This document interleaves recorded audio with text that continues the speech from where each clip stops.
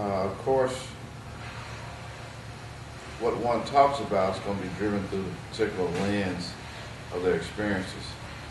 So my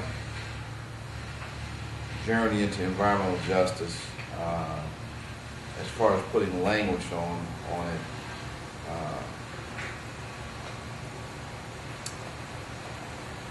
generally when I think of environmental justice in a broad sense, it's simply about the environment.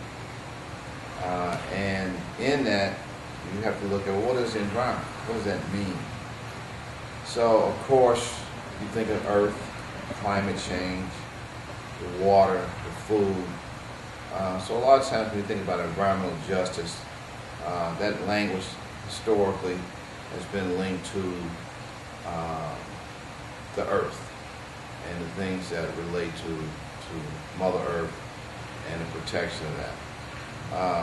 When I think of justice, then you're bringing in some other components, and that's the question of fairness, equity, diversity. So environmental justice is really a political term, and it's defined by the people who are using it. So on a personal note, of course we're at 28th and Capitol, part of the hood, Indianapolis, Indiana. And there's some very specific challenges that we face in our community that I want to come back and say something about in a second. But I do want to say that the issue of climate change, global warming, the mismanagement of resources on Earth, in a global culture has the world at a very, very critical place. A tipping point, if you will, paradigm shift, if you will. Irvin Laszlo refers to the chaos point where he uses the language breakthrough or breakdown, and that when systems and life is part of an ecological system, Earth is a component of that ecological system. But he refers to the chaos point as a place when a system becomes so out of alignment, so unstable, that the smallest little thing can impact it in significant and major ways, and often in ways that are unpredictable. And I think that Irvin Laszlo has actually hit on a critical point about where we find ourselves today on Earth. We're at that place. And the decisions we make now will determine if it's going to be a breakdown, whereas life as we know it no longer exists, or a breakthrough. And that breakthrough provides us an opportunity to create a world that's more humane, that's more human-centered and not property-centered, so it does provide an opportunity. So through that lens, the work here at the Eco Center is driven through how do we contribute at a local level to bring in this new way of being, this new way of doing, this new set of values that are really a return to some old values about respect for each other, respect for the planet, and that our humanity is, and how we treat each other is more important than the consumption culture that is dominating and taking over the world, where we now measure our worth through what we own, what we consume, and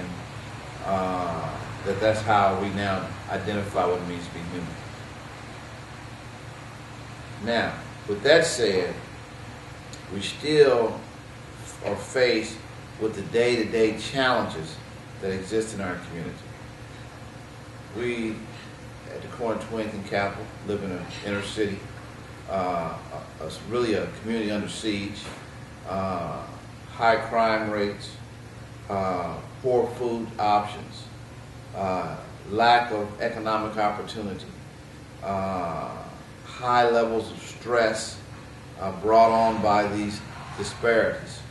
So environmental justice also includes opportunity for living wages, opportunity for access to resources that will allow us to rebuild and restore our communities. The environmental piece, of course. Often our communities are the communities that have the worst air, the worst water, the worst food choices. So those are also environmental justice issues that need to be included in the definition of environmental justice. Black-on black crime, often African American males are killing each other. Young men, for the most part, just barely out of being children, are preying on each other. Well, this is brought on by really some external forces. People don't like to talk about it, but brought on by the fact that we have created social conditions that do not allow the fish in the aquarium to be healthy, the fish in the aquarium to survive and become the best they can be out here in the world. So as we talk about environmental justice, we also want to talk about it not only through the macro, but the micro of our communities. We want to look at it not just through the lens of dissection, but the interconnectivity of these issues so that we can try to improve and create a better world. So please join us at the Indiana NAACP Environmental Justice Forum in Indianapolis, October 24th, Bridging the Gap, the Green Economy. Peace.